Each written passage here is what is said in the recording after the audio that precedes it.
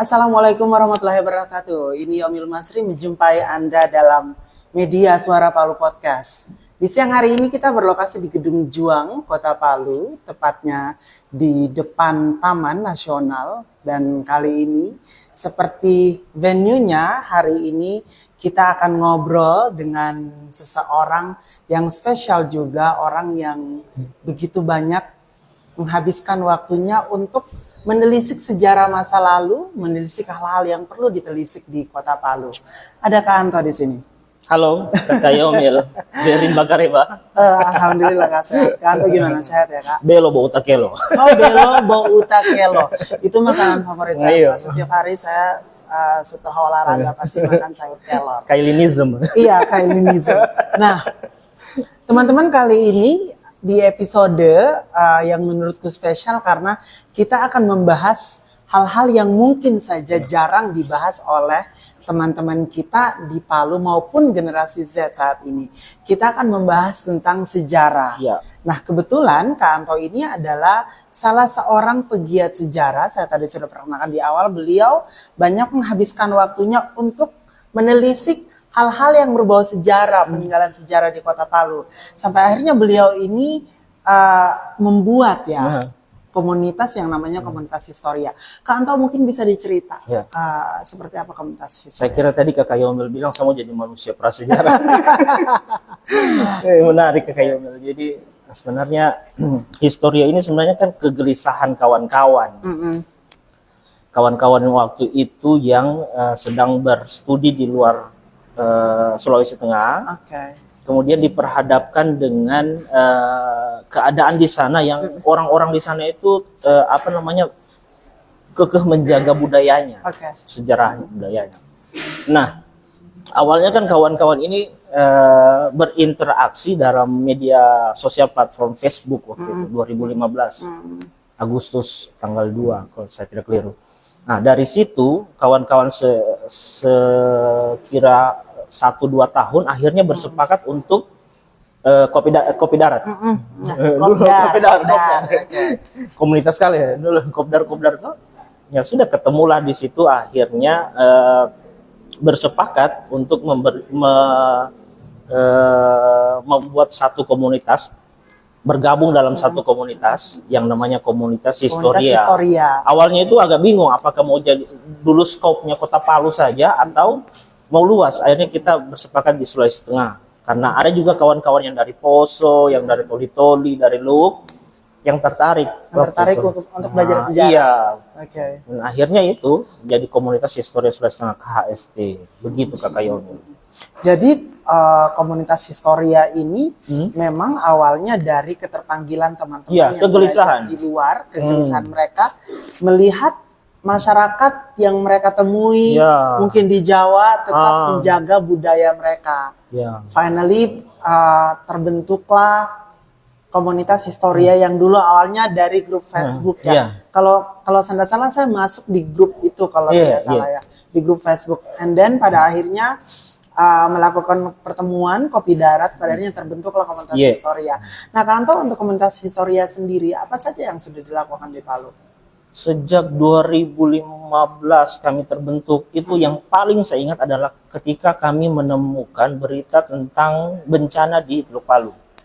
Itu tanggal 1 Desember 1927, itu korannya kalau saya tidak keliru di Telegraph. Itu koran yang oplahnya terbesar di Belanda. Nah, waktu itu, tahun itu kan ada reklamasi Teluk Palu. Betul. Jadi kami salah satu yang bersuara waktu itu bahwa reklamasi ini berbahaya.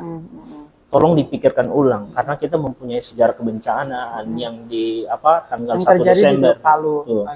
Nah, karena apalah kami yang hanya berbicara di media sosial, itu akhirnya dijawab di 2018 itu. Dijawab di 2018 bencana kemarin. Dijawab. Jadi sebenarnya kita bingung juga. Di 2018 itu kami harus berempati full atau kami bersyukur dengan apa yang kami katakan sejak 2015 itu kita punya sejarah kebencanaan Kakak Yomil. Dan itu kan halus sekali tuh. Maksudnya ketika kami dibilang kamu ini bakal takut-takut orang, tidak mungkin di Teluk Palu ini terjadi tsunami karena dia di Teluk. Nah, padahal sudah ada seperti itu. Menarik sebenarnya Kakak Yomil, karena kawan-kawan itu tidak hanya mendapatkan berita dari Telegraph, tetapi kemudian menyandingkan dari cerita rakyat yang disebut dengan Kaombo Nu Potomu Biromaru. Jadi fix ini, datanya ini linear. Di sini sebut hari Minggu, di sini juga disebut hari Minggu. Kaombo Katomu ini jam 1 siang, di sini juga jam 1 siang. Nah, jadi kita berkesimpulan memang ini karena orang Kaili itu tidak punya aksara, akhirnya dia mencoba transfer knowledge-nya itu dari notutura kalau kita bilang toh.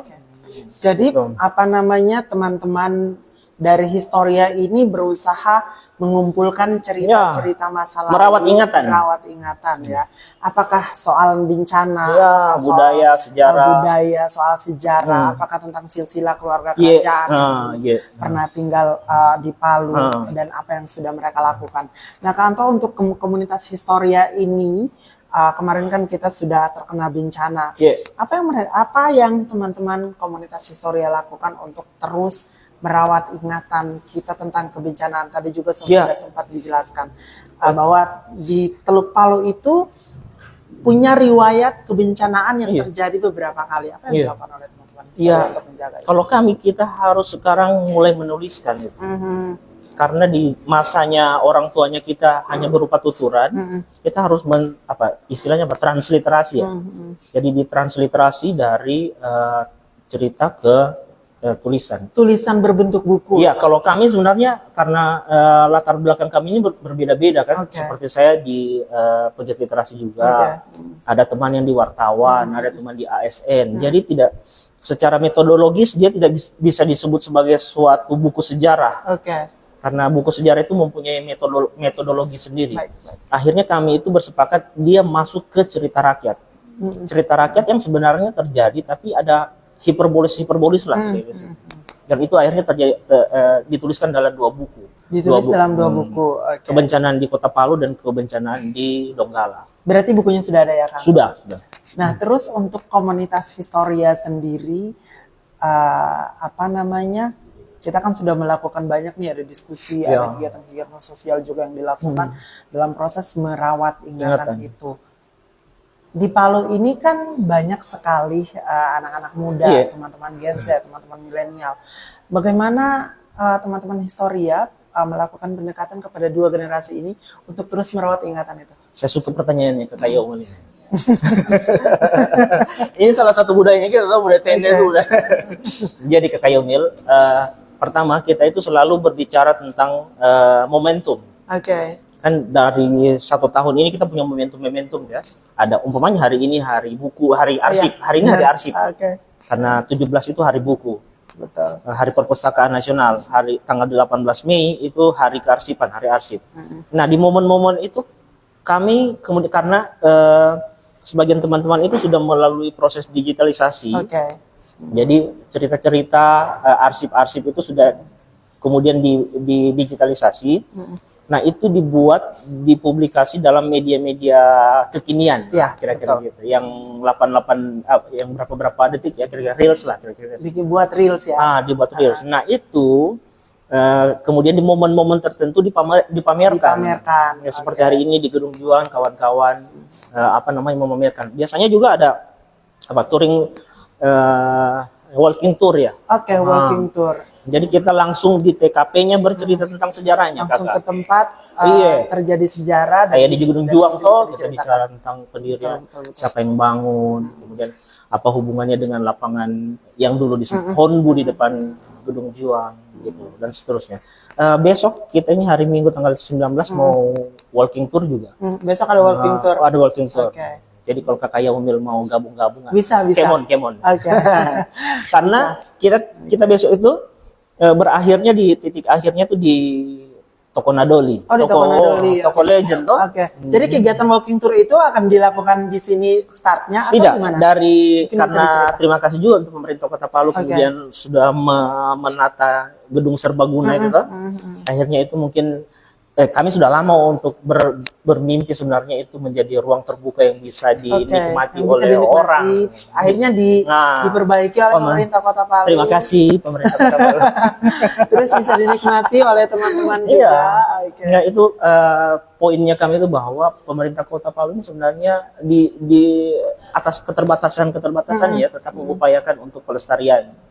Dan saya dengar juga Gedung Juang ini kan sudah dinominasikan untuk cagar ya, direkomendasikan sebagai cagar budaya. Tinggal Pak Wali Kota untuk tinggal Pak Wali Kotanya. Mungkin ini bisa di-share ke Pak Wali Kota untuk cepat ditandatangan. Kasihan nih salah satu peninggalan sejarah kita yang ada di Kota Palu harusnya ya sudah dari dulu ya. Mungkin ya daripada tidak. Ya benar, setelah ini bisa langsung di signing sama Pak Wali Kota biar benar-benar mendapat perhatian khusus dari pemerintah. Karena saya pernah baca di media online, karena kalau sebuah tempat sudah jadi cagar budaya, artinya akan ada pembiayaan dari pemerintah, akan ada proses maintenance dan perawatan gitu. Itu perintah Undang-Undang 11 2010 tentang cagar budaya, Kakak. Dan itu yang diadvokasi oleh teman-teman sekalian. Wow, luar biasa. Jadi di kota itu berjenjang, kota, provinsi, ada namanya tim ahli cagar budaya. Ada tim ahli. Oke. Nah, kami mendorong sekarang sebenarnya pembuatan forum cagar budaya yang akhirnya berbicara tentang cagar budaya itu bukan cuma miliknya tim. Betul. Tapi itu partisipatif, kayak teman-teman yang punya kepedulian untuk berbicara tentang cagar itu ada forumnya. Dari forum itu kemudian dibicarakan secara serius di tim ahli dan akhirnya menjadi rekomendasi. Maunya kita begitu. Tapi belum. Mungkin nanti akan. Mungkin nanti ya, semoga. Karena sudah masuk ke Musrembang ini. Kita harus ke Musrembang. Yang kemarin kita kan diinfus juga toh.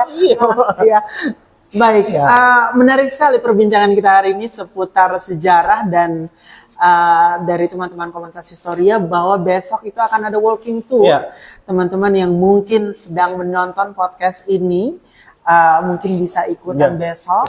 Mungkin bisa ikutan besok, di mana kita tuh bisa mengenal sejarah, bisa mengetahui peristiwa-peristiwa apa yang terjadi. Bernostalgia juga, Kakak. Bisa bernostalgia dengan apa yang terjadi di Kota Palu pada masa lampau. Kantor senang sekali hari ini bisa ketemu, namun sayang waktu yang membatasi perjumpaan kita. Sudah kayak ini? Sudah. Waktu yang membatasi perjumpaan kita.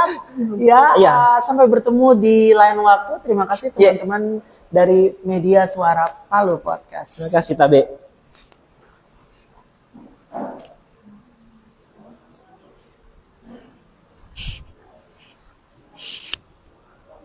Aman? Oh my god, bagus nggak sih? Saya ragu. Gas aja. Apakah bagus lah? Saya takut.